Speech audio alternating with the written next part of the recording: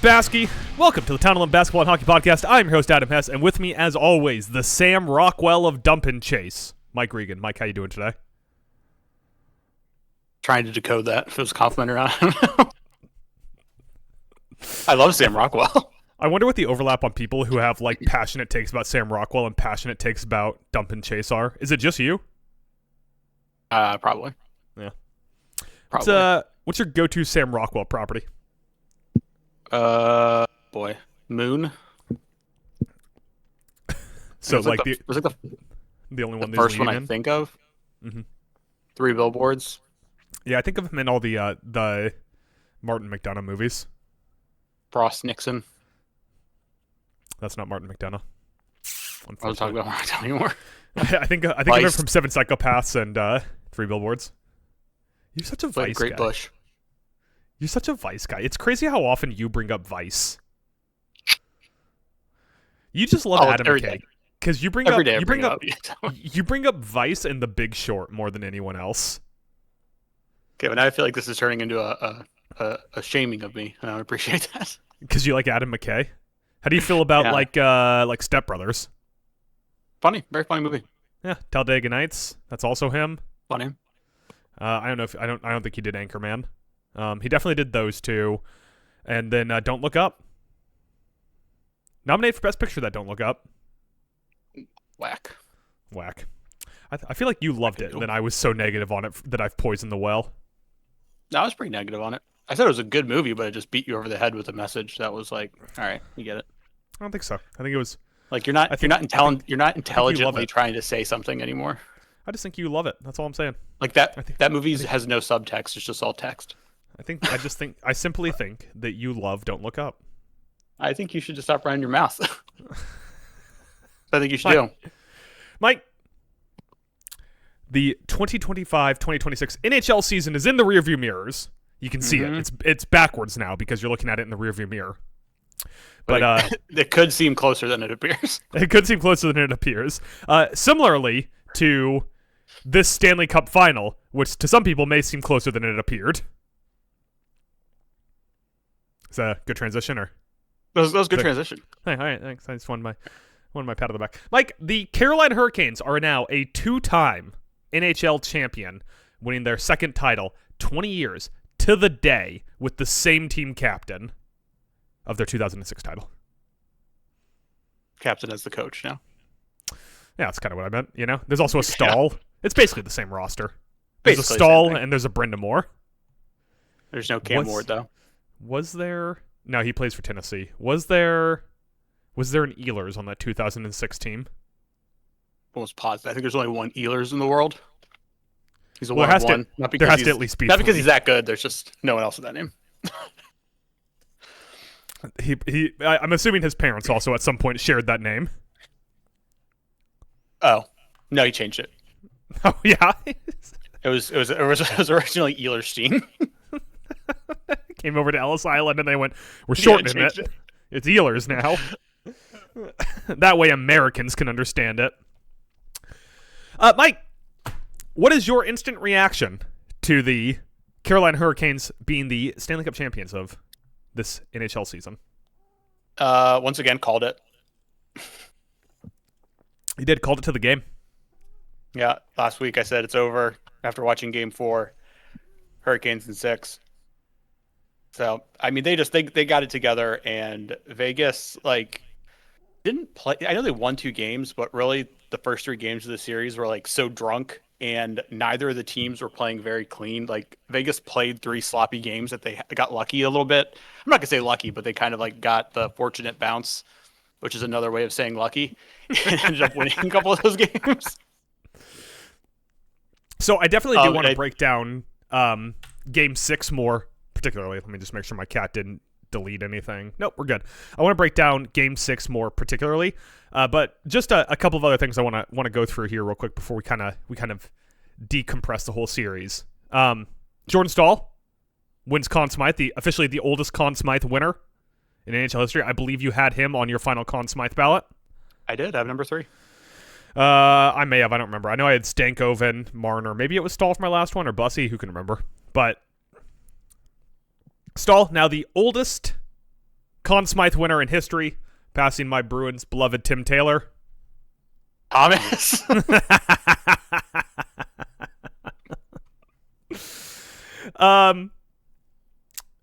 First pass off of the cup goes to noted guy who didn't play in the game, Freddie Anderson.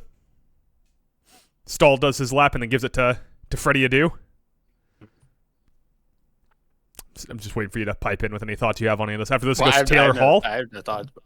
Why is Freddie Anderson even allowed to touch it? He almost cost him it. There was a moment during the game when they cut to an interview with Brandon Bussey.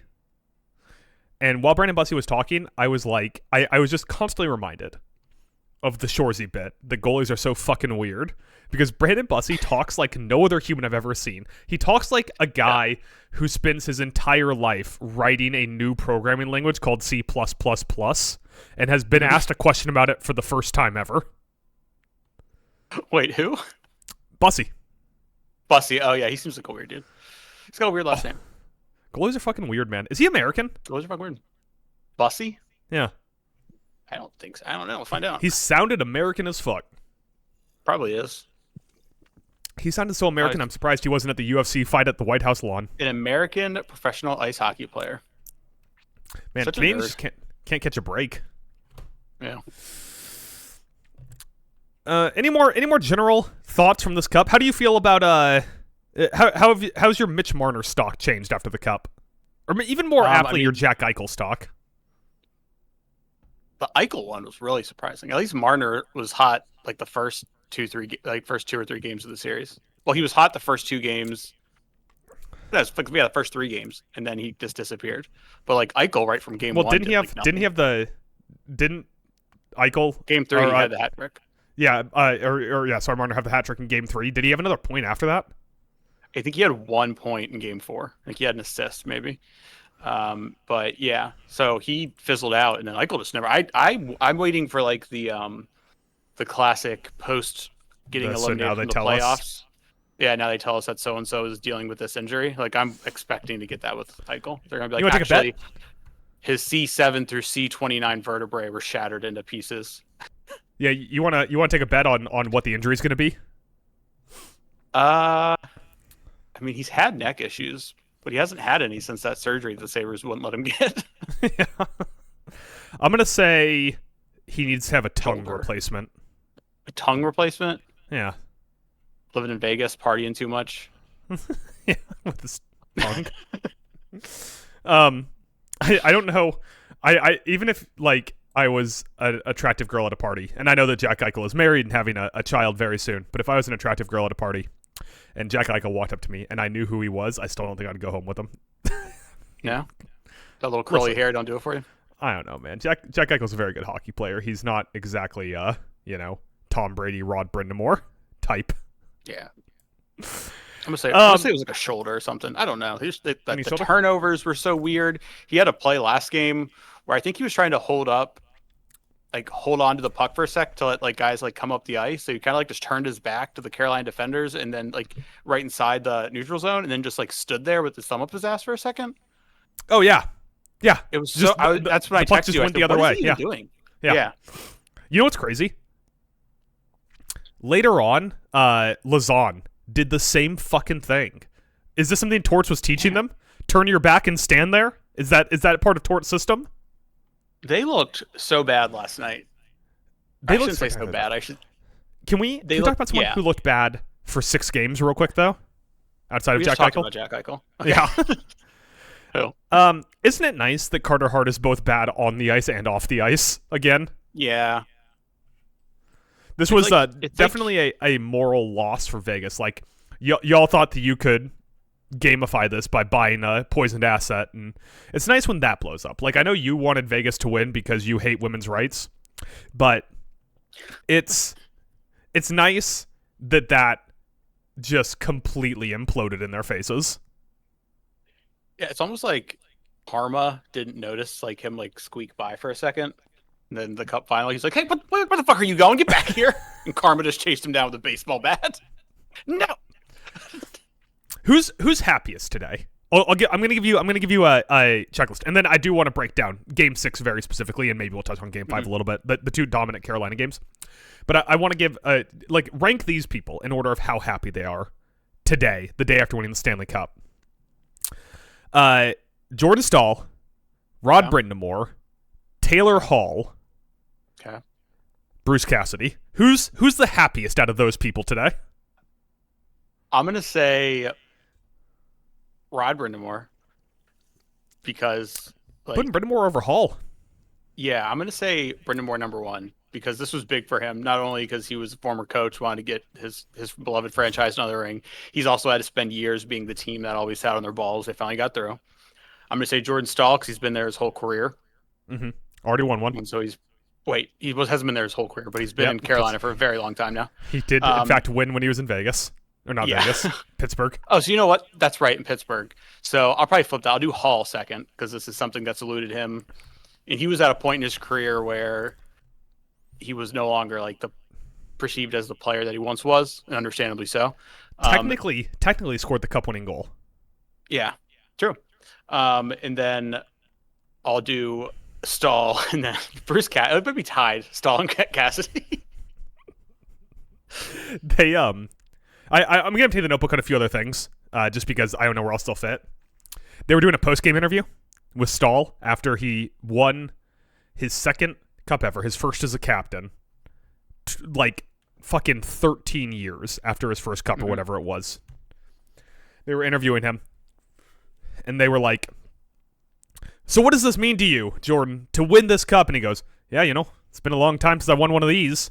And it just superimposed my head over them asking Jalen Brunson that same question and him having to hold off for 65 seconds to be like, I need to compose my emotions. And Jordan Stahl's like, yeah, gotta go back to the farm tomorrow. He was more like OG, who whenever he does anything impressive and the media asks about it, he's like, yeah, it was good. It was good. Gotta go watch tape.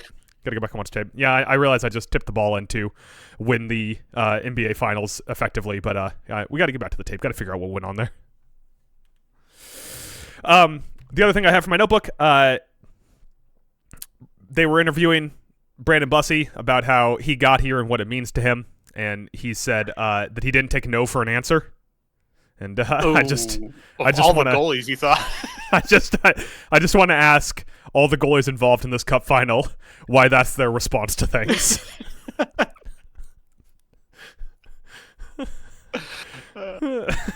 See, I was going to make a joke. Brandon Bussey said that, and I immediately was like, come on, man. Carter Hart already lost this. You don't have to rub it in his face. See, I was going to make a cheesy joke and be like, did he tell him that he rode a bus there? Because he's Bussy. But nope. No, he just he did the least self-aware thing possible. Also, yeah, he didn't seem very emotional. The most emotional person seemed to be Nikola Ehlers, which is surprising because Ehlers he had to have won 2 or 3 in Winnipeg, right? No, really, not. 0, yeah. 0. You say? I know, groundbreaking. Mike, who should have won the Conn Smythe? Was Jordan Staal the right pick? Now, if I'm correct, because I know NBA, their award is Finals MVP, so it's just the Finals. MVP. Yep. Conn Smythe is the whole playoffs, isn't it? Correct. So for that reason, I'm like, I don't know, but at the same time, I don't know who else you give it to on that team. Yeah, Jackson Blake, someone from the Blank Stank Hall line probably would be the number 1 pick. Yeah. I kind of think Bussey deserved it. I know he only played 3.5 games or whatever, 2.5, 3.5, something like that. Really like 2 1/3. But they would have lost if it hadn't been for him. Freddie Anderson was so bad through 3 or 2 2/3 games. Although I guess it's 2.5 because Bussey came in and played technically 3 quarters because he had the 2 overtimes. 3 periods, I whatever. guess if you want to go across the whole playoffs, maybe Hall or Blake would have been a stronger pick, but Staal erupted when it counted the most in the Stanley Cup. So did Bussey. Finals. So you got to give him that. Will you stop? He faced 22 shots last night. And guess how many of them he stopped, Mike? All 22. All 22. So with that, let's get to this little thing they got here called a Game 6. Let's talk about Game 6 a little bit here, Mike. Yeah. Panthers win 3-0. 1 goal in each period, including the empty netter by Ehlers to really seal the deal, but the deal was already pretty much sealed.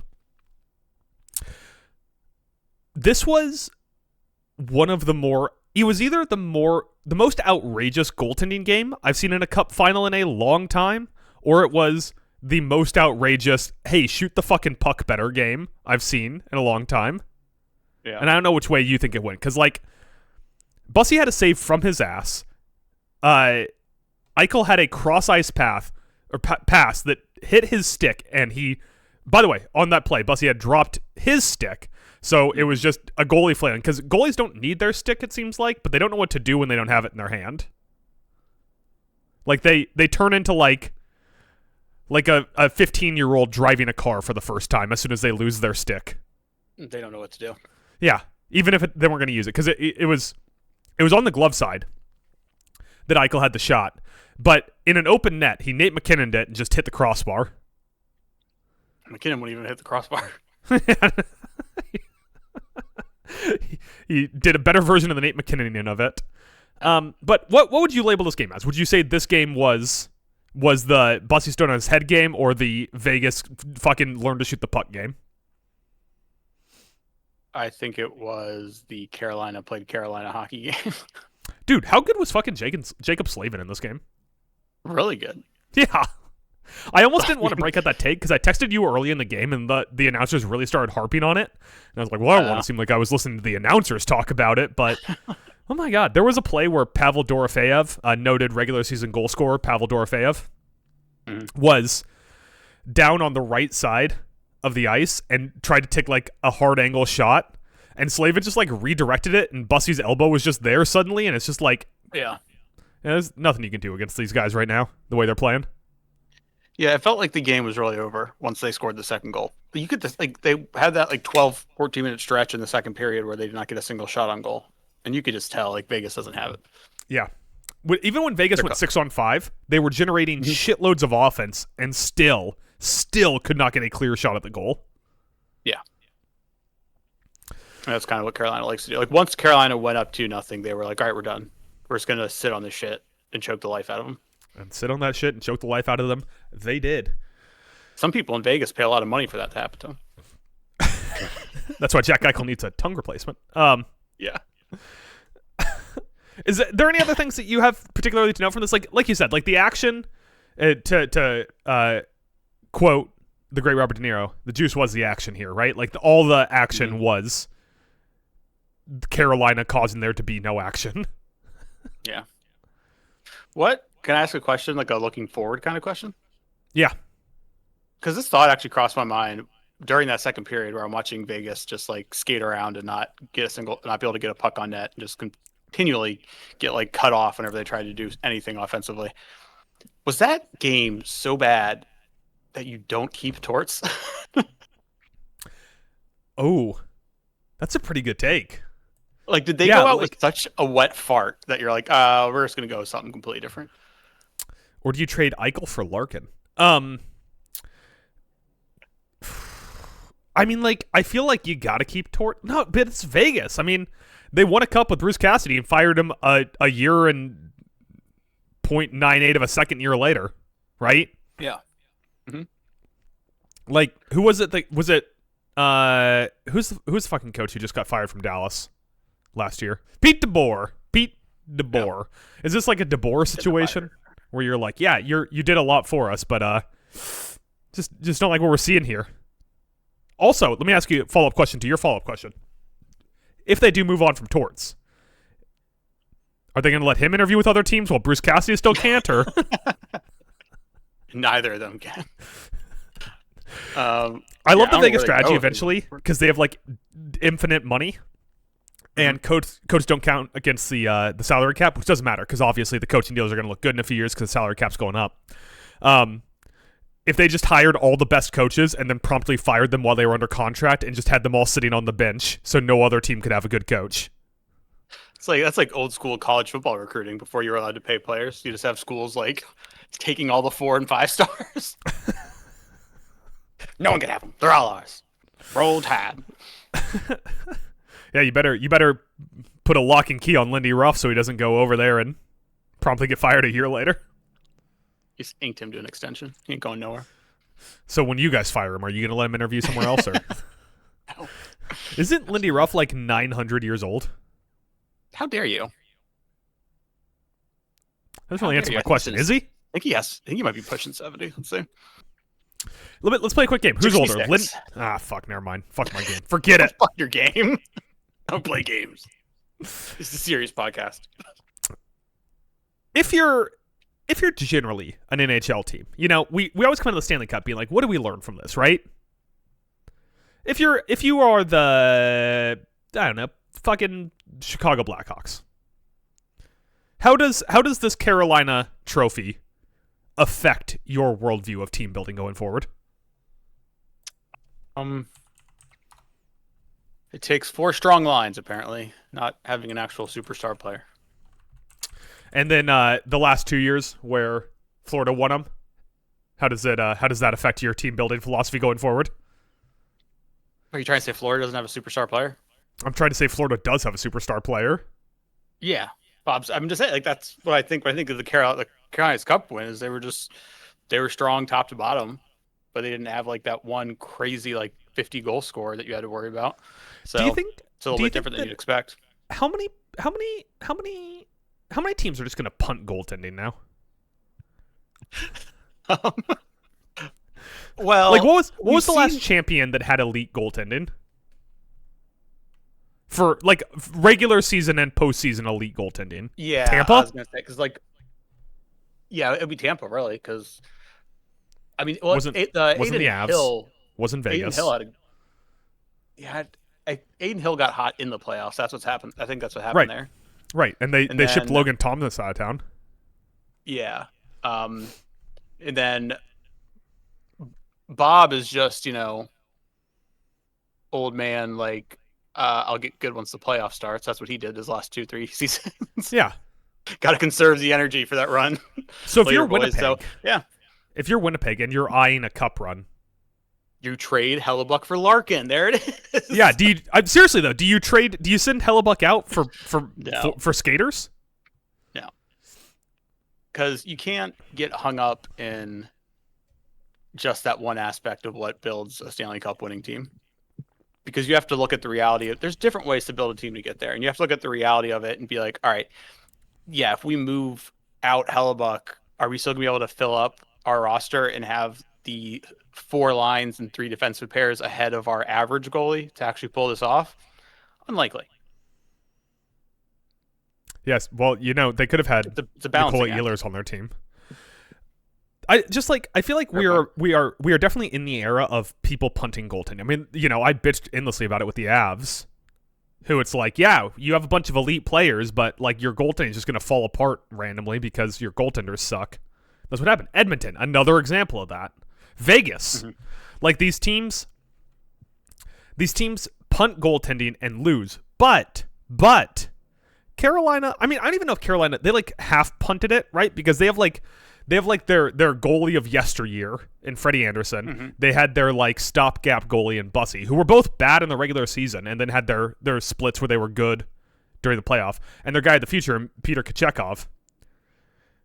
But what they have the other teams don't is they have Jacob Slavin and the Blake Stankin Hall line and Sebastian Aho and Svechnikov and all these guys that it's like can play defense in front of the goalie.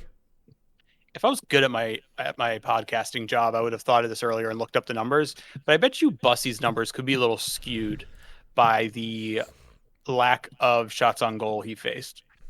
Like, I can give you his goal saved over expected in the playoffs if you want. What was that? Well, no, his goal. I'm talking about regular season. Oh, you want regular season? I can do regular season. My point is, I don't think he was terrible in the regular season. I mean, he wasn't good. He was average at best. Your point stands. He faces a low shot volume, right? Yeah. Which I like. I definitely agree with, but still, like that's why we have the goal saved above expected model, because it's like, well, if he's facing a low shot volume and is doing his job relatively well, he should have still a higher goal saved above expected, or goal saved above expected percentage. But he just had a fairly average one. And then in the postseason, which some people say is harder than the regular season, he ended up with 11.59, 5.6 goal saved above expected. So in 4 games, he had more than double, or some would say exactly double, his regular season goal saved above expected. Okay. Yeah, I think it's not about punting on goaltending. I think these teams that have done it just didn't put like an overemphasis on it. They were like, we just need like a league average goaltender, and if we do our job in front of them, then we can win a cup. Yeah. Can you see teams pivoting to that though? Like, are we out of the era of your cornerstone is your elite goalie, like when it was, Hasek or Patrick Waugh?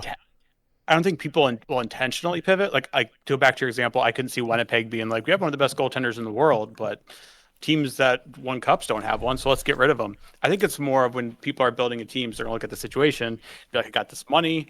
I'd rather spend it building this team, because at the end of the day, finding a goaltender that's like really like next level, changes a game for you, is going to be a lot harder to find than going out there and trying to grab a bunch of players to build this strong unit. So let me pivot my take a little bit then. Could you see teams moving older elite goalies for a bunch of current skaters?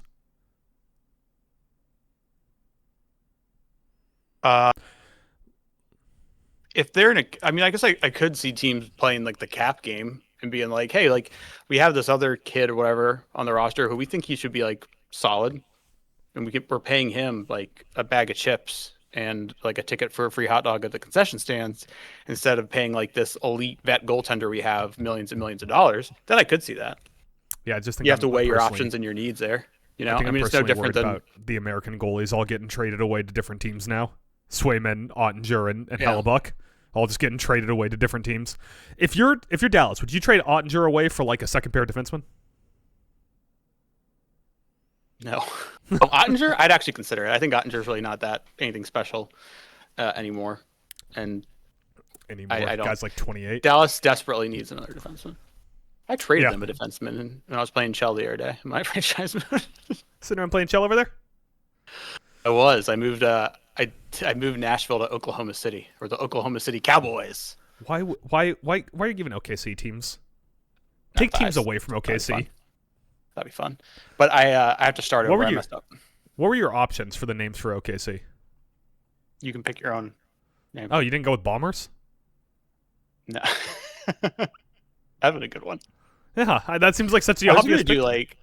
I thought like the Tornadoes, but I was like, that might be in poor taste because people there like die from tornadoes. You're right. Bombers wouldn't be. Well, the Carolina Hurricanes of Carolina just won the Stanley Cup. So that's true. I don't know why I was worried about offending people in this video game universe. Any final thoughts on the Stanley Cup? Or are you ready to hit some other hockey news here? Anyone you want to shout out? I will say that you have made me very curious. It's going to be an interesting topic, I think, going forward, especially in this whole like goaltending query you posed to me. I think I'm gonna be thinking about it a lot. Query? And like watching how teams make moves and build to see like what kind of trend organizations are going to start taking. I think that's very interesting. Other than that, congratulations to Carolina. I still hate you. And I'm glad those Hurricanes. No, I'm just kidding. If you're Vegas, what do you do? What's your offseason Vegas move? They're going to keep Vegasing, manipulating the cap, somehow getting these guys. So they're going to be the Larkin team. I think they could trim some fat here and there. I know their free agents are off the top of my head. I know for sure Anderson is Rasmus Anderson, which I simply think you pat him on the back, wish him luck at his next destination, and say sometimes you trade for stuff and it doesn't work out. That's what you gotta do there. There was a point when they started playing him on the top pair with Shea Theodore, and I was like, what are we doing? Why are we dragging Shea Theodore's pairing down so that Rasmus Andersson looks better? I don't know. He had a terrible playoff, man. In a way, they could be saying goodbye to Anderson, and they're still once again in search for like another defenseman to have like this really strong top two pairs. I don't know. I mean, other than that, like Owen Power. We said it all year. Fuck you. We said it all year. Like look at it on paper, like it's pretty good. It's not even like they like this game. Let's say they had who won. Okay, no, I was gonna say who won the Vezina, but that's a bad example because he shouldn't have won it. They had Logan Thompson back playing like Logan Thompson right now. All right. Yeah. And if they had him in net last night, I think they still lose. Maybe they lose 1-0, 2-0. Like they still lose, but because they still couldn't generate any offense. If it was Logan Thompson versus Freddie Anderson, who wins that game? Probably Vegas does then. Yeah, I think so. Yeah, I think so. Definitely, most likely Vegas wins that one. I don't know if it's in your news, but can we just talk about how like the votes are cast at the end of the regular season? But it is hilarious that it's like Tampa Bay Lightning, Coach of the Year, Hart Trophy winner, Vezina, knocked out in the first round. Yeah, that is in my notes. Where I thought it was funny that John Cooper finally got his first, Kucherov got his second, and also I haven't thought about Tampa Bay in like a month and a half. Yeah. Everybody on Sabres Twitter was like, oh, wow, the Coach of the Year had the Hart Trophy winner and the Vezina winner, but got eliminated in the first round, and he was the Coach of the Year? What? Did anyone on either of these teams even make like the finalists for the Hart? No, right? It was McKinnon, McDavid, and Cooch. Yeah. No Coach of the Year from these. Has Brind'Amour ever won a Coach of the Year? Is he the new John Cooper? Is Brind'Amour now the new John Cooper?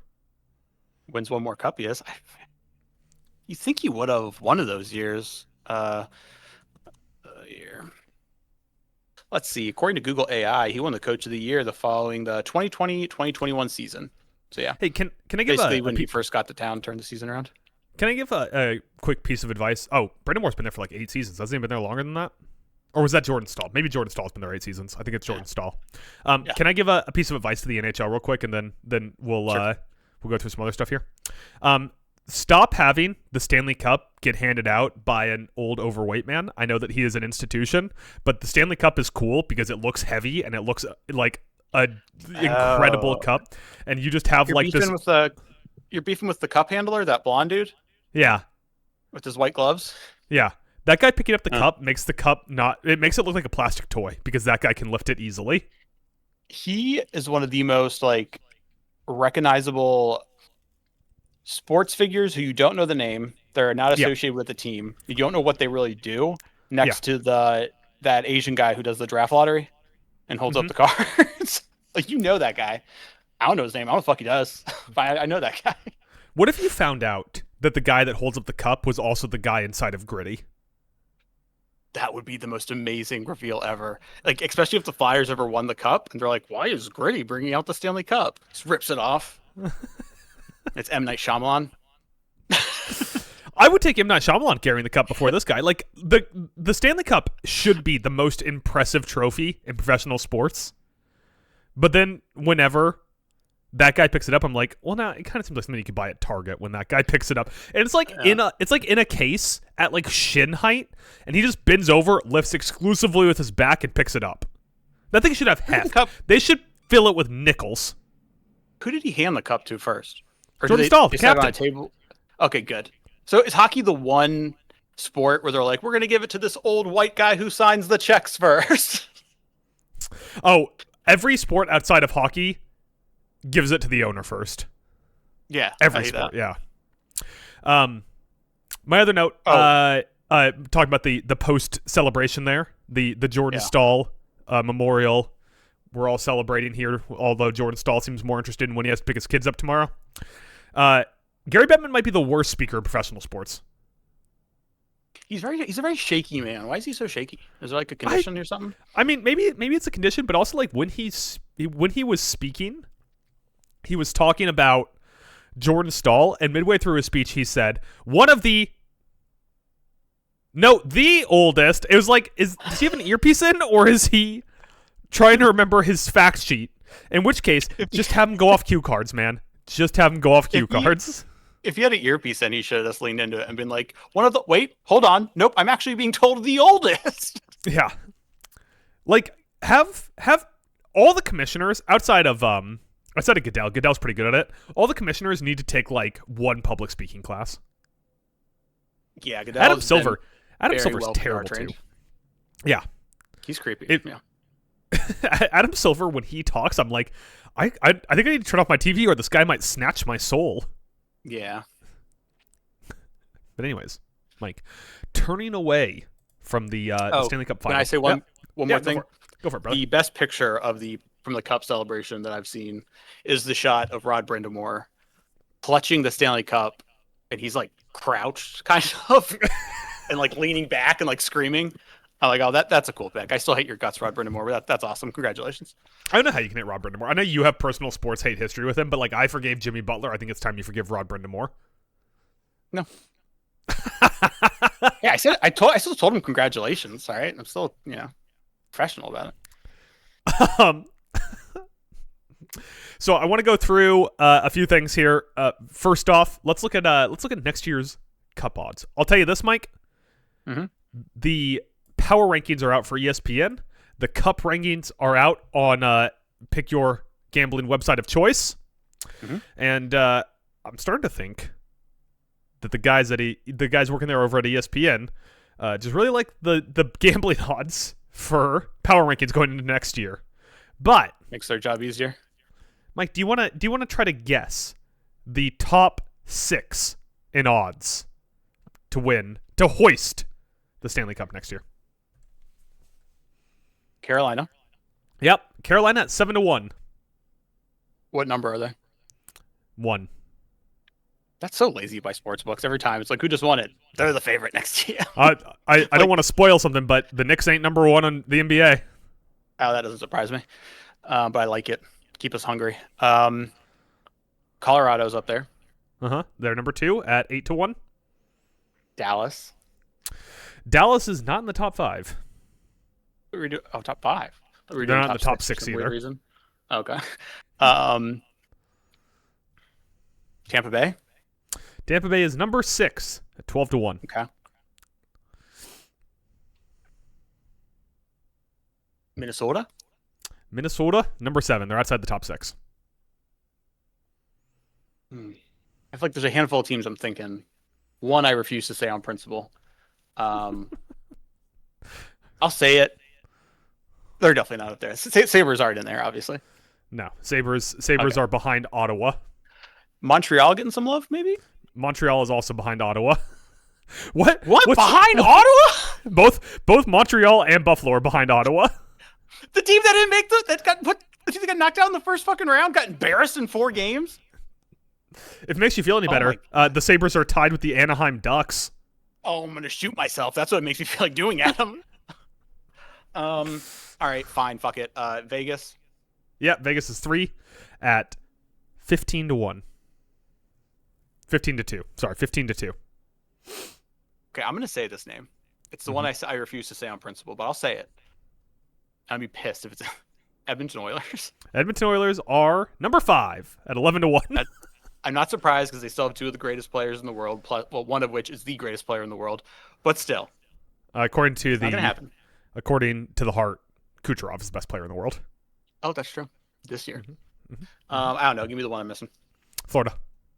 The Panthers. Oh, now see, I was gonna say Florida, but I didn't know if books were like gonna be thinking like, oh, if they're healthy, they could win a cup, no problem. It was just because they were like snake bit this year. I know if cups are as smart as me, or sports books are as smart as me. So it would be funny if they were also behind Ottawa.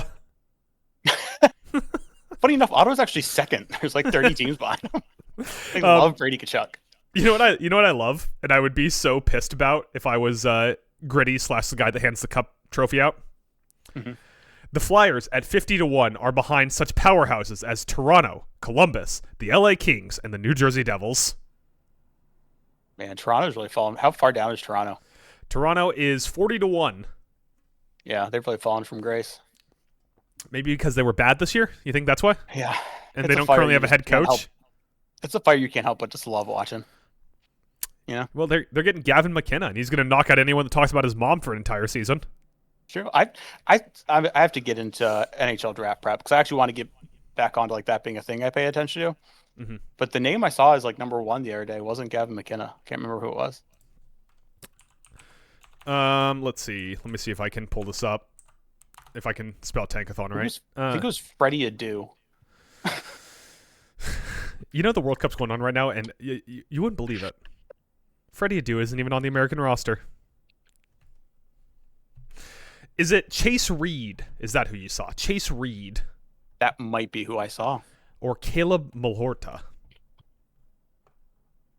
I think I drafted him in my franchise mode. I think we've talked about him because of the whole Malort thing. Is that Malholtra? Yeah, that was what it was. Yeah, it's spelled the same. Tankathon has Gavin McKenna at 1. Yeah, maybe Ivar Stenberg. I think that's who I saw his name popping up. Ivar Stenberg sounds like the villain in a really bad James Bond movie. Yeah, it's like James Bond has woken up unconscious in a basement with his hands handcuffed above him, and standing across from him is a one-eyed guy named Ivar Stenberg who tells him his entire plan. I was gonna say a guy with an eye patch. Yeah, it's a one-eye kind of name, you know. Hello, Ivar Mr. Stenberg. Bond. Ivar. I see your eye didn't grow back after last time. You shot me in the eye, you asshole. It did not. Anyways. Any more NHL notes, Mike? Any last things you want to say about the 25-26 season? No, are we gonna come back on Thursday? And talk about fucking the playoff awards that I picked? Oh yeah, that'd be Wednesday, not Thursday. All right, Wednesday. Sorry, yeah. All right, so then I guess we're done for today. Yeah, we'll come back and do the playoff awards, which we'll make a mega doc full of. Gotta draft Chase Reed. I'm sorry. You know who Reed plays for? Sue are so fucking good. I did see that. I saw the Sue. I didn't make the connection because I didn't realize that's how you spelled Sue. Yeah.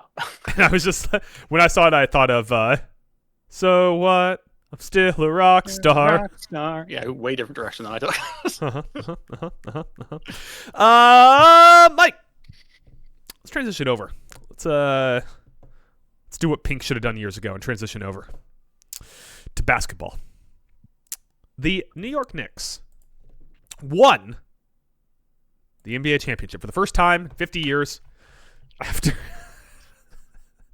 Man, you really had that one loaded up. If you're not watching the video podcast, Mike asked AI to make a horrifying image of a mime pointing to his head. I'm not sure who that's supposed to be. Is that Marcel Marceau?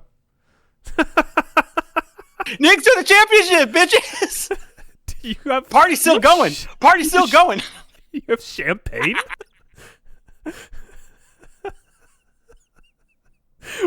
Why did you turn into the penguin? That's how I laugh now when I got a cigar in my mouth. Is your cigar lit? No, I'm indoors. Secondhand smoke kills, Adam. What the fuck's the matter with you? Secondhand smoke while you're indoors being the only... Wouldn't firsthand smoke being the thing killing you there? I just hear about secondhand. I haven't heard anything about firsthand. I'm hearing they might at some point talk about this firsthand smoke. Bad week for the French, Mike. Bad week for the French. America. I don't know what to do with this thing. I think you're supposed to smoke it. Nick?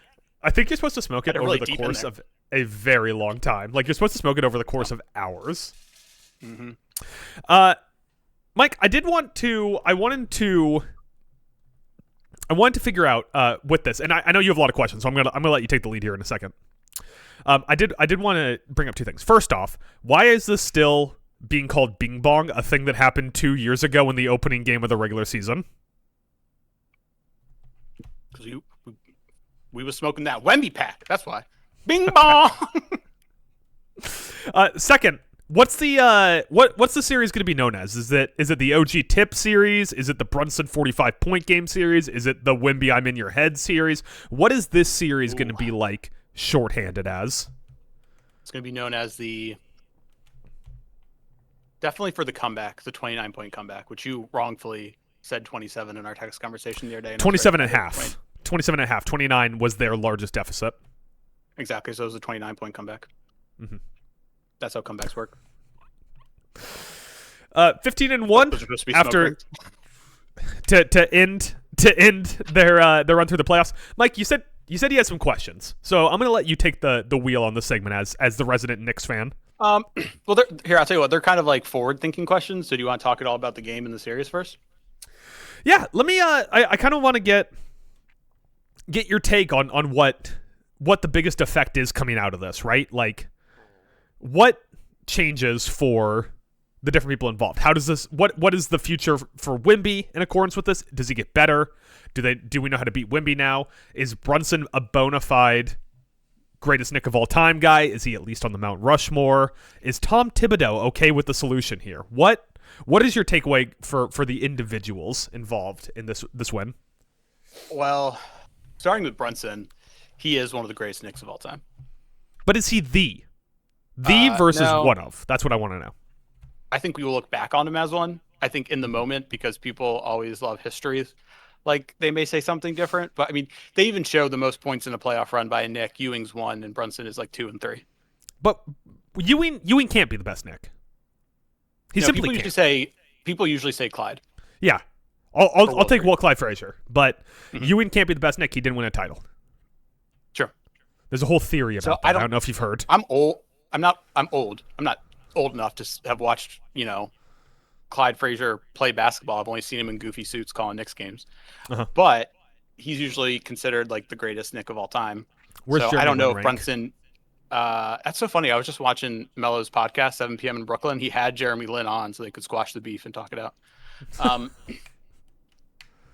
The other guy that hosts that with him. What's his face? The other two guys? Yeah, one of the other guys hosts a wrestling podcast. Really? Is it called 8 p.m. in Brooklyn? No, it's called the Mass Man Show. One? Oh, okay. But it's called 8 p.m. in Brooklyn traffic. It's what he records when he's driving home. Yeah. Okay. Brunson number 2? Brunson number 3? I think so. Like I said, I think people might argue because people are humans. Not all. I don't think you're like this, but a lot of humans are naturally nostalgic. Mm-hmm. And so they look back at the past very fondly, so they may not be ready to say it. But I think Brunson's probably what he's done since he came to this city and to this team. And it's not just about the winning. He did the winning along with the ridiculous numbers. Like that game 5 was almost felt a little bit like a throwback of an NBA game. Like I felt like I was watching almost 50% of his points. The team's points. I feel like I was watching like 90s or like 2000s NBA.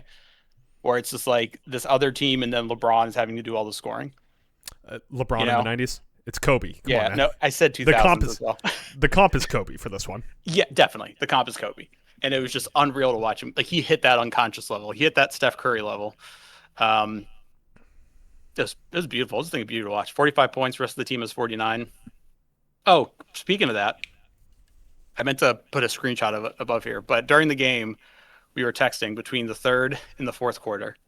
Mm-hmm. Brunson had 30 points.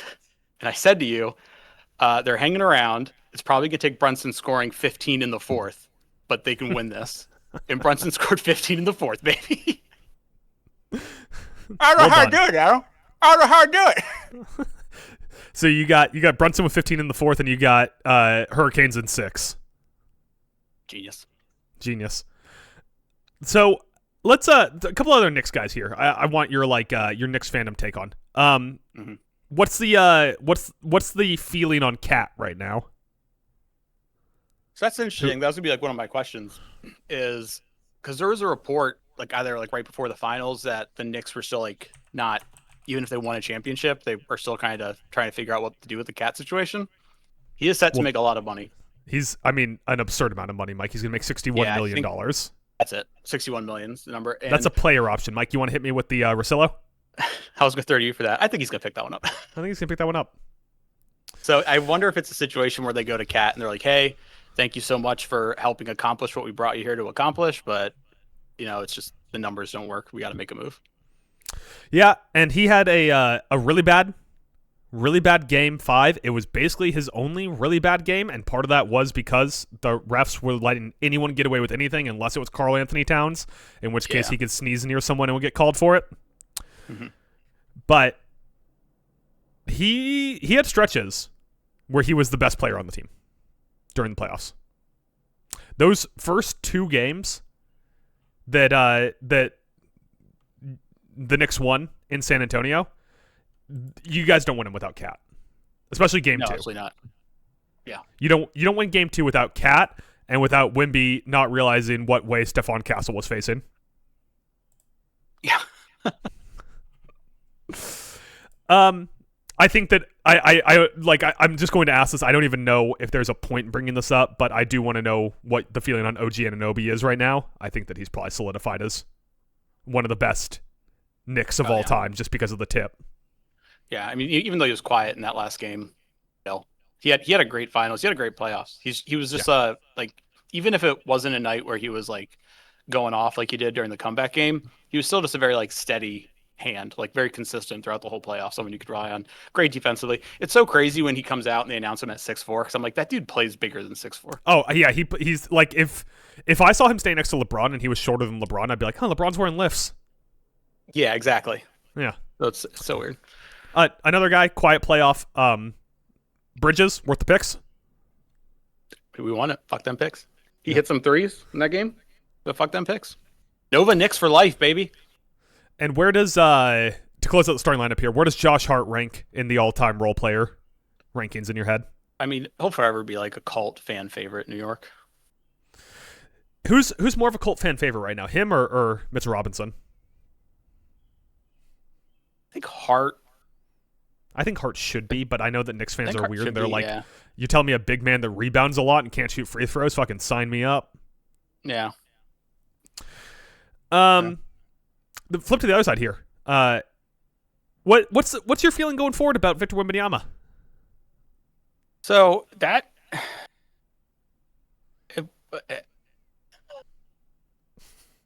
where to start? Which end of this thing to start? Oh, sorry. Okay, so let me ask you this: coming out of this, what's your like first takey overreaction about Wemby? Can't play more than 30 minutes. Okay, I mean he does disappear kind of. Yeah, I mean the guy is 7'13" or whatever, and no matter how much Monk kicks and dribbling a basketball up a hill and Mr. Miyagi shit he does during the offseason, like it takes a lot of energy to move a body that big. And he just gets he gets gassed. And I don't know if there's like, if you just put him on a treadmill all summer, if that's going to help. I don't know if he goes and does Steph Curry's boot camp for guys sprinting around screens, if that's going to help. But he's just a big fucking dude.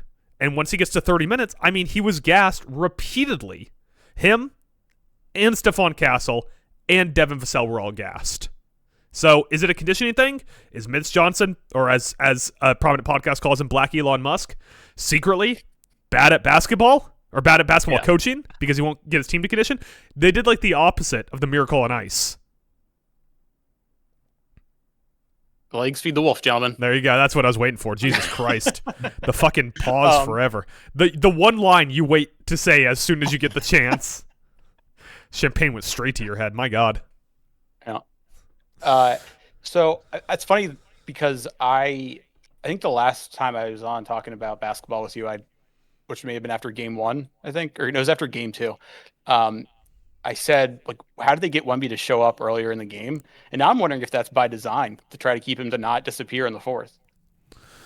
Yeah, there's Brunson said a quote that was like kind of adjacent to that, where he talked about how for the Knicks he said, yeah, the game started at 9 for us because like, you know, the game obviously tips at 8, but they were bad for the first hour every time. Yeah.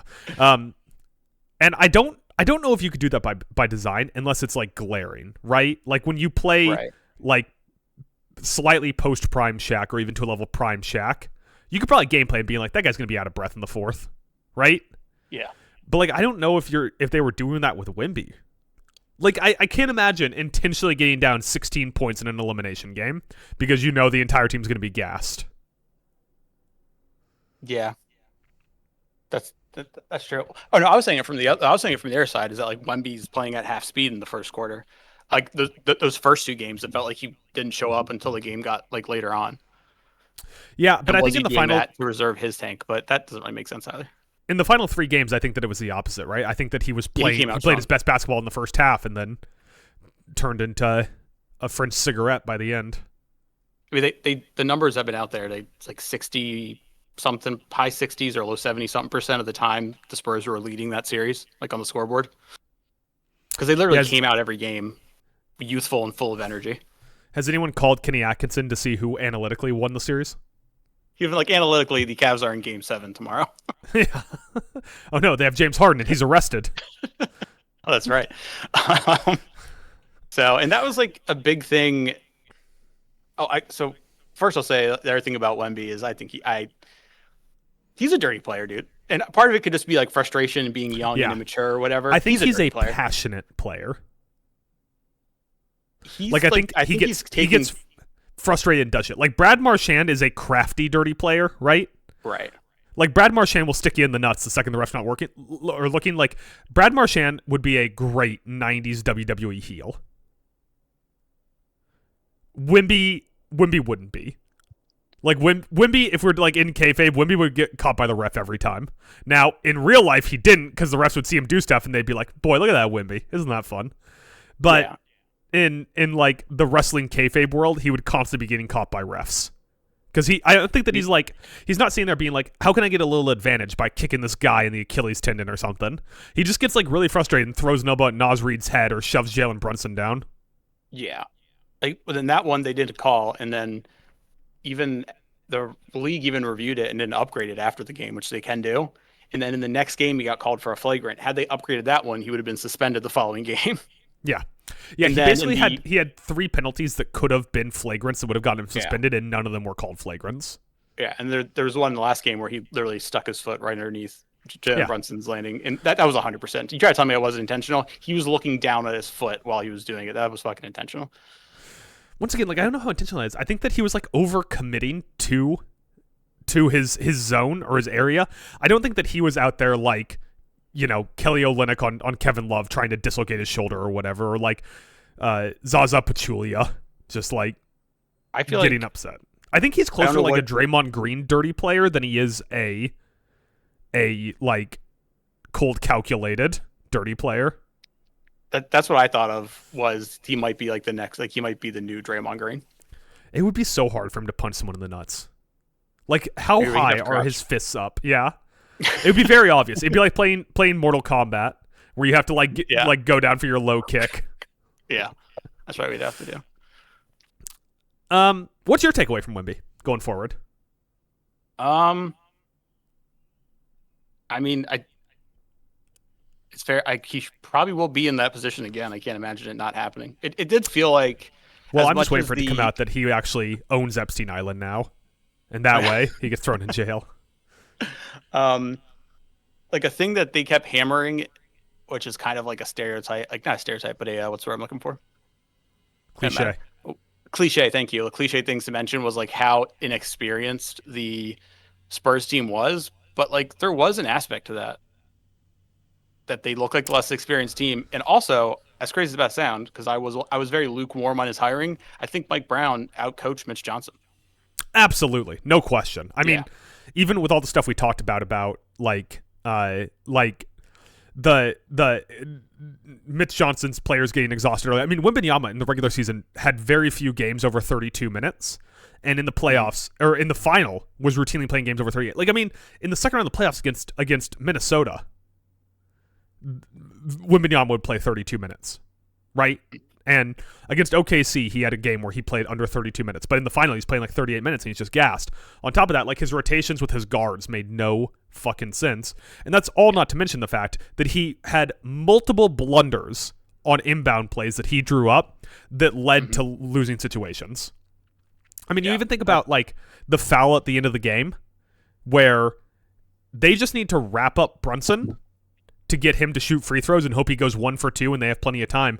But they waste all this time with 2 players trying to trap him. And it almost works out because they start beating him with chairs to get him to go back over half court and it doesn't get called. But then once it gets into Bridges' hands, they absolutely take foul him. I mean, like, the OG tip is a bad inbound play. There was a lot of rookie mistakes both by the players and by the coaching staff.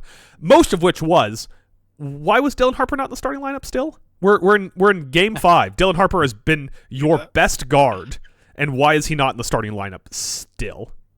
Yeah, I think I definitely want to get to the De'Aaron Fox, Dylan Harper conversation, but one of the things that stuck out with Mike Brown was as the game went on, his ability to try to find something to work, like that comeback game as we got late in it, and he's out there with Brunson and Alvarado. That just started clicking and creating this good movement. And then when we're trying to come back in game 5, all of a sudden he goes with this like small ball lineup where 6'4" Anunoby's the biggest dude on the court, and it was working.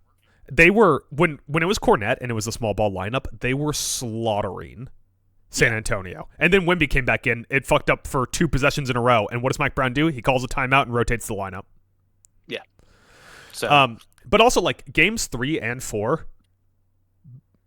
man, Mike Brown went deep on the bench, man. He was not afraid to throw things out. And on the other hand, like cat problems.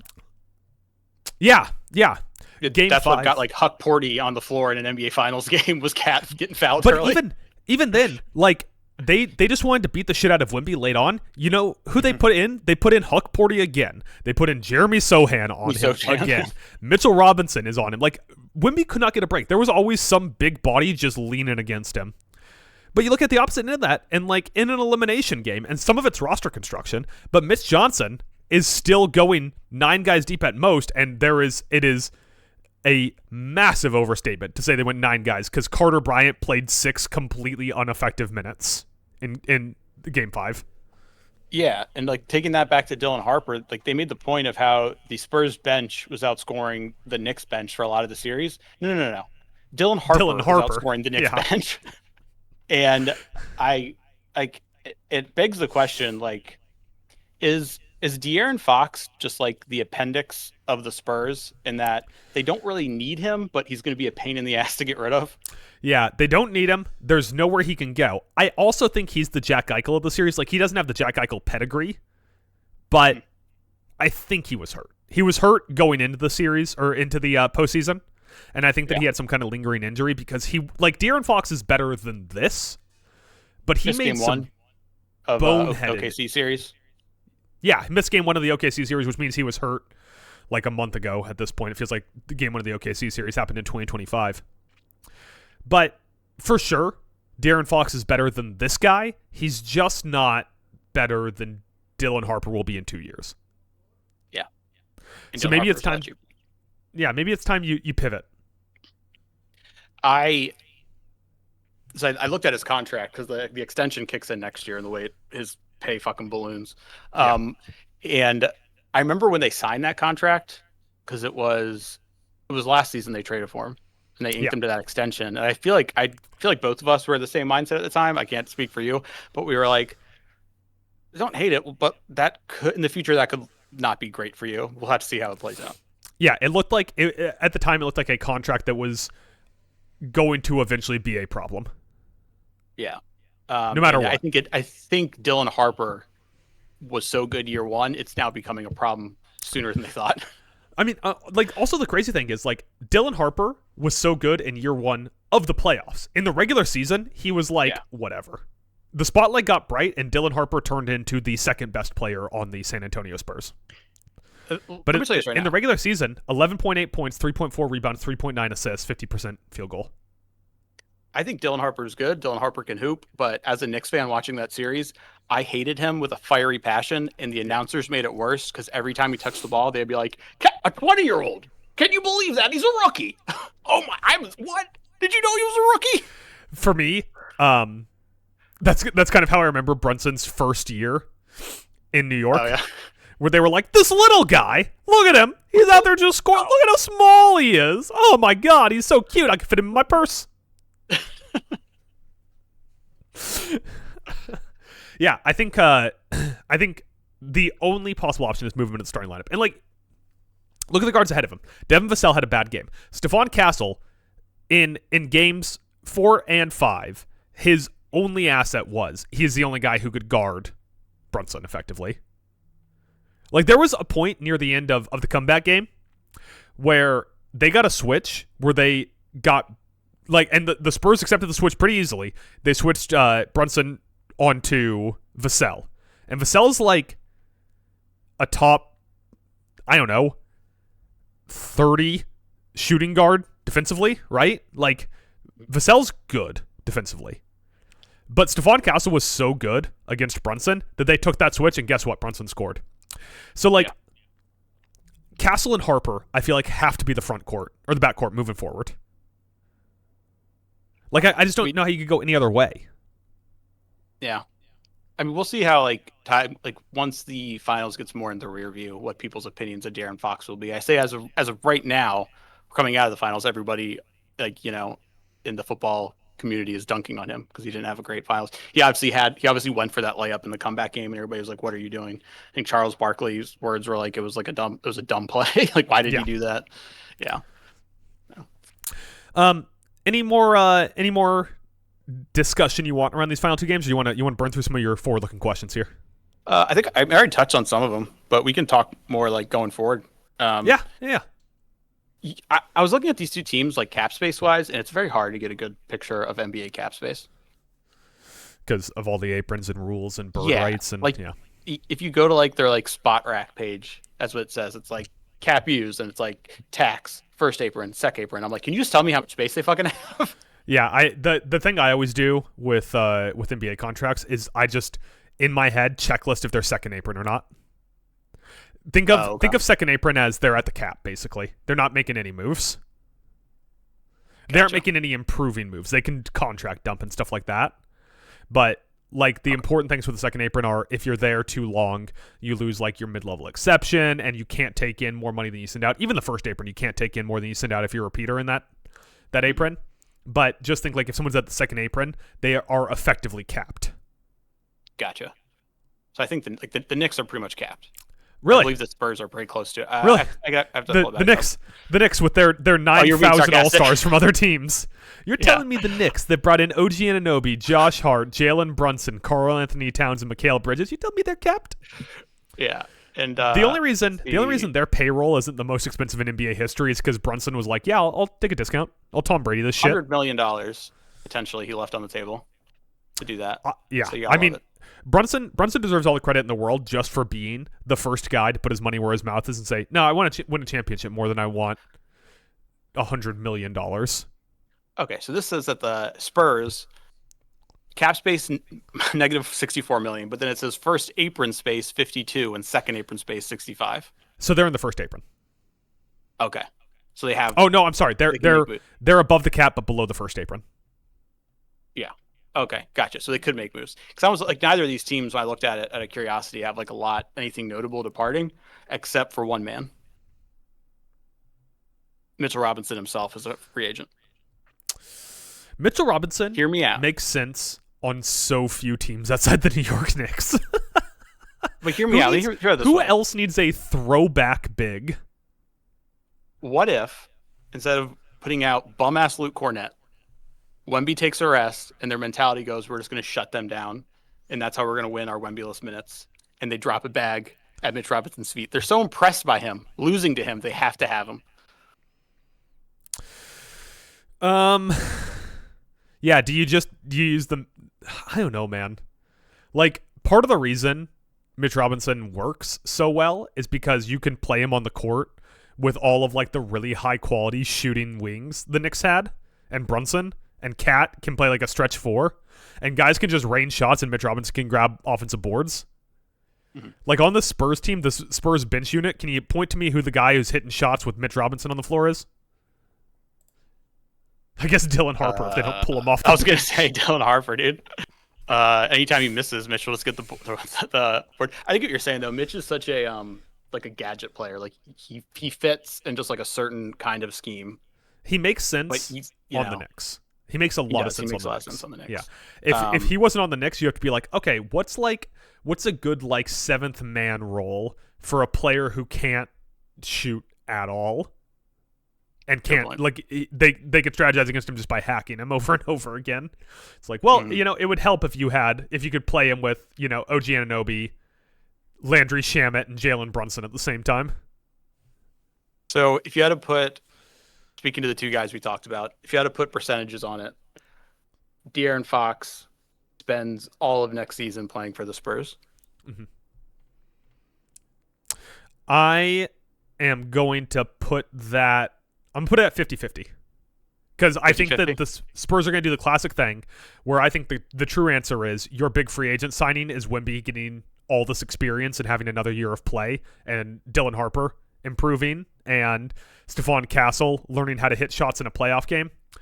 I think that's secretly what your free agent is all the young guys getting better, but teams that lose in the final of their sport tend to not think that way. So I think like Dylan Harper, neither one of the guys I was trying to talk about there, or not the guy I was trying to talk about there, De'Aaron Fox for like fucking Ja Morant or something is going to happen. What about, I don't know if you listened to the Simmons and Lowe, not to shout out other podcasts on ours, but he mentioned the idea that ends up being a trade where like the Spurs just have to take back like expiring salary. And he mentioned like Randall and DiVincenzo for Fox. That makes a lot of T-Wolves sense. fan, would you hate it? Would you love it? I mean, I wouldn't be super into that just because Fox has a lot of term left on his contract. But the one thing that the Timberwolves have needed more than anything is like a guy who can dribble the ball, you know? Like just a guy, you know how like in basketball, you do that thing where you push the ball down to the ground and it bounces back up to your hand? Yeah. Yeah, like guys that can do that is something the Timberwolves need. Drabble. I think it's called drabbling. Right. That sounds right. We'll go with that. Yeah. So Fox being able to being a guy who knows how to dribble a basketball is helpful. DiVincenzo's out for the year. Julius Randle has done the Julius Randle. Everyone's got a bad taste in their mouth because he had a bad playoff despite being one of the best players on the team for the last 2 years. So I totally think that makes sense. I also don't think they're going to re-sign Randle if they just let him sit around for another year. And I think that if they can retain Dosunmu and move those two guys out and bring Fox in, there's a lot of positive momentum in that direction. All right, what about Cat? What percent do you put on it that he plays all next year as a Knick? Jesus. 0? Oh, you think he's like, it's for sure they're moving him out? Nah, 0's wrong. 25%. 25%. Okay. Like, because like the guy was just like, God, he's fucking 1B if Brunson's 1A in terms of how important they were to this playoff run, man. Like, Cat is, because it's the classic thing where the end hurt, so you remember the bad more than the good. But Cat played 13 games where he should have been the Conn Smythe winner for this team, and then Brunson swooped in at the last second and had 2 absolutely electric games to end the series to be definitively the guy that should have won. I'm not saying that he won because of those 2 games. I'm saying that's where he snagged the mantle when it was contested. But there was a stretch there where I would have bet real adult money that Cat was going to win Finals MVP. Yeah, I mean, it is a bummer if Cat's last game as a Knick, his stat line is 6 fouls and 2 points. Although it is a very Karl Anthony Town way to go out of town. It's just he hoisted the trophy. Who cares? Cat's so expensive, and if you can go in next year with basically this team, if you can get Mitch Robinson to sign for negative $54 million and go with this team, no question, you go for it. But like if you lose one piece, maybe it's time to think about like recomping a little bit, changing up the way that you do things a little bit. Cat heading to Milwaukee? Kind of what I was thinking. That's kind of what I was thinking, yeah. There was one rumor that the Bucks were waiting for the finals to end so they could get an offer from the Knicks, but I don't know. Do you think that the Knicks just sent that, like, the tubby guy from the Bing Bong video going, you think they just sent that gift back to the Bucks after the finals? All right, let me flip. I have one more question for you because you threw it at me during the hockey part of this. Do you take anything from this Knicks championship on how what teams do moving forward? Here's the thing. We are in a parity era of basketball. We've had 8 straight different champions. Mm-hmm. And the big lesson is you need a top-level superstar plus other dudes, right? Like, there's no big 3 anymore. It's you need a top-level guy plus other dudes. And that top-level guy can be anyone. Like, it doesn't have to be a big, doesn't have to be a guard, doesn't have to be a wing, doesn't even have to be a guy who's, like, tall enough to play in the NBA, obviously. Unless Becky Hammond's the coach, then she demands that the guy be at least able to ride a roller coaster. But you need like a top 5 guy plus a good team. And I think that this is probably the death knell for Kevin Durant's chances of winning a ring. Because everywhere Kevin Durant goes, he's like, yeah, so it needs to be me and like 2 other guys. Mm-hmm. And that's just not what it is anymore. No. I think that this probably means, like, if the Lakers are being pragmatic, this probably means LeBron's out, and they're just going to focus around Luka and a bunch of really good guys. And so I think that could be the direction that means that they're going. Like, you want to get, like, your MVP ballot guy, your third-team All-NBA guy, and your Defensive Player of the Year guy, and all those guys on one team, and you got a real shot at it. I think the big lesson to take away from the Knicks is that you shouldn't win a ring in the most important city in America for 50 years, and everyone will be on your side. That's true. This will be full. This is the most important NBA championship since 2016, right? Yeah, I mean the numbers it did was crazy. Yeah, television rating wise. And the thing is, like, people are gonna say, you know, like these NFL championships that people won, or Carolina winning the Cup final is important because it's been 20 years and all that kind of stuff. If San Antonio had won, that'd be cool. Like, that'd be great for them. But like, San Antonio had won plenty of them, and New York is the most important city in America. Like, I get it, LA, all that, whatever you want to say, but it's the most important cultural city in America, and it is a basketball city. Yeah.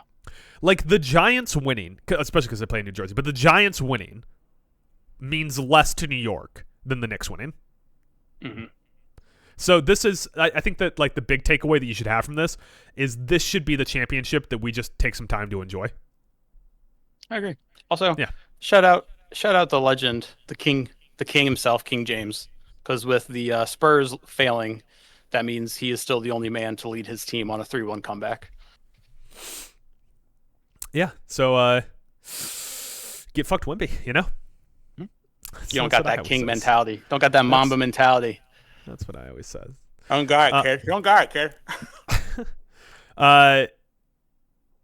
Mike, Bulls hire Thiago Splitter as their new head coach. You got any thoughts on that? It's hilarious. Shout out Spurs, former Spur, Thiago Splitter. Yeah.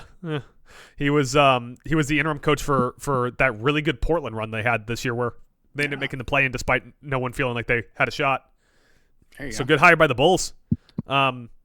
James Harden got caught with a gun. Any thoughts on that one? Do you think he? I was gonna ask did he like unload the clip towards the cops and miss all of them. I mean, it is playoff time. He right. The cops got on the PA and said, "This is your last chance," and then he missed every shot. You're like, take him in. Mike, that's all the. By the way, Harden was released on $100 bail bond. That's it. Like 100? Yeah. Do you think he just went? You think he did the Tracy Morgan? Like, he put his shoe up on the counter and said, "Can you cut this in half?" Shout out Knicks fan Tracy Morgan. Shout out Knicks fan Tracy Morgan. Shout outs to Josh Hart, who almost killed Knicks fan Larry David. Shout outs to Timothy Chalamet, who, like, through the transitive property, killed the Kardashian curse. Shout out Big Bo. Cam Scatterbo was in the crowd for the Game 5. Shout outs to Trump for going to one Knicks game this year, and that being the only game they lost in the final. Dude, we could have ended. Oh my god, we would have ended on an unprecedented postseason run. Still kind of did, but ridiculous. Yeah, you went 15-1, and you had the highest plus minus in the 2020s. Still. Mike, that's all I got. You got any more thoughts? Any more notes? Dude, shout out to like all the former Knicks, all the times us fans have been through, all the RJ Barretts, all the Frankie Smokes, all the Kristaps Porzingis. Shout out to the good memories, the Mellos, the Ty Chandlers, Lynn Sanity, New York. This one's for you. You know, Brunson's post-game speech rivals Garnett's in terms of, like, how like the feels of watching that. And then just thinking about, like, Garnett with the like, oh god, I'm forgetting what he yelled. What the hell did Garnett yell when they won in 2008? Like anything is possible. That's it. Yeah. So Garnett yells anything is possible. Brunson, like, in tears, and it just always makes me think back to Aaron Rodgers, who was quoted like years later after winning the Super Bowl, saying that after he won the Super Bowl, his first thought was, "Huh, that's it." Fucking Aaron Rodgers, man. Maybe Aaron Rodgers should look internally instead of externally. But anyways, Mike. Since we don't do shout outs and we just did a whole bunch of shout outs on the way out the door, do you care if I mention the one fallow time Nick that you forgot about and didn't even mention there that everyone thought was going to be the savior of New York? Oh boy. It's not. Go ahead. Shout outs to Kevin Knox. That was it. Shout out. That poor man got dunked on by Zion in his second year in summer league, and that was the end of his career. It was over. Some would say his career ended before it began. But Mike, let's get out of here.